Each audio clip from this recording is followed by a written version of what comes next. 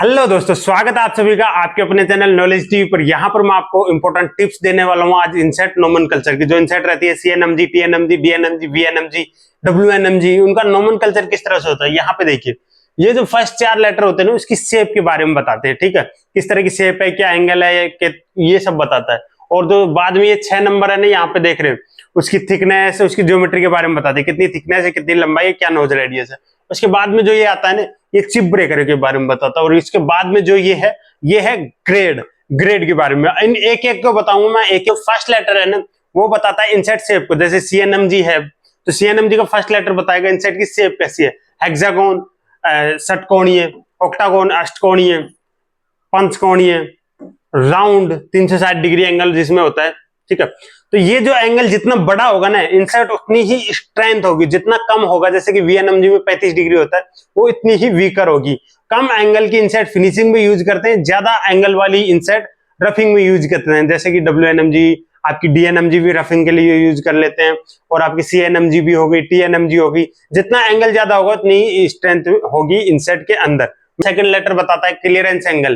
Clearance angle कितना degree है, यहाँ पे देखिए, ये क्लियरेंस एंगल जिस इंसर्ट में स्ट्रेट होगा उसमें 0 डिग्री होगा, और नेगेटिव इंसर्ट होगी जिसमें कुछ इस तरह की शेप होगी, वो क्या है, क्लियरेंस एंगल उसमें होगा, वो पॉजिटिव इंसर्ट होगी। तो क्लियरेंस एंगल के लिए ये नाम होते हैं। एन में 0 डिग्री, पी में 11 डिग्री, बी में आपकी 5 डिग्री, 7 डिग्री मिलता है सी के अंदर, और डी के अंदर 15 डिग्री, ई में 20 डिग्री। इस तरह से क्लियरेंस एंगल होता है। ठीक है, तो थर्ड लेटर जो है एम, वो इंसर्ट है उसकी टॉलरेंस होती है। किसी टॉलरेंस में तो इंसर्ट बनी होगी ना, उसकी टॉलरेंस होती है। 99 जो परसेंट इंसर्ट्स हैं वो एम कैटेगरी की होती है भाई, एम टॉलरेंस में बनी हुई होती है।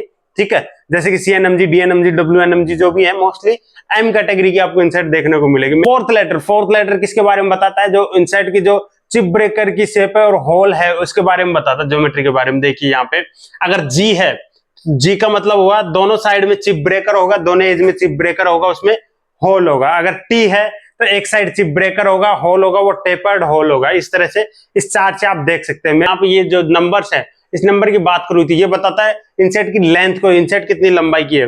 मोस्टली जो गलती करते हैं, क्या करते हैं, आप जब मापोगे तो इंसेट को इस तरह से दोनों साइड से नहीं, इंसेट की ये वाली लेंथ मिलेगी।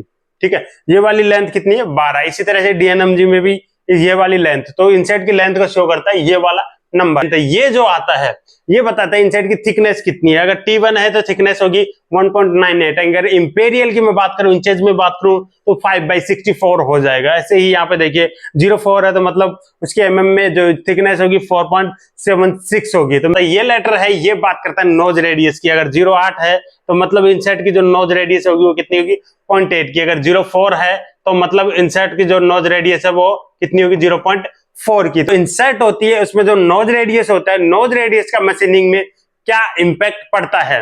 अगर आप नोज रेडियस बढ़ा लेंगे तो सीधी सी बात है, इंसर्ट की जो है ना स्ट्रेंथ बढ़ जाएगी।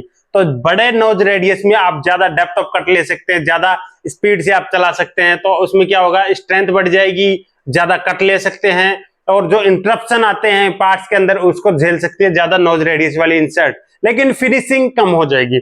बात करूं कम नोज रेडियस की, तो उसमें क्या हो जाएगा, फिनिशिंग आपको बेटर मिलेगी, लेकिन उसके आप डेप्थ ऑफ कट ज्यादा नहीं ले पाएंगे, और इंटरप्शन भी वो नहीं झेल पाएगा। ये जो है, ये चिप ब्रेकर डिजाइन के बारे में। चिप ब्रेकर डिजाइन सिलेक्ट की जाती है जो मशीनिंग कंडीशन के अकॉर्डिंग, कौन सा मटेरियल है, कहां पे मशीनिंग करनी है, कितनी डेप्थ ऑफ कट चाहिए, क्या फिनिशिंग चाहिए, वो उसके अकॉर्डिंग सिलेक्ट की जाती है। BG, GM अलग अलग आती हैं। ठीक है, तो वो कंपनी के कैटलॉग से आपको पता चल सकता है कि कौन सी चिप ब्रेकर डिजाइन आपके पार्ट के लिए परफेक्ट होगी।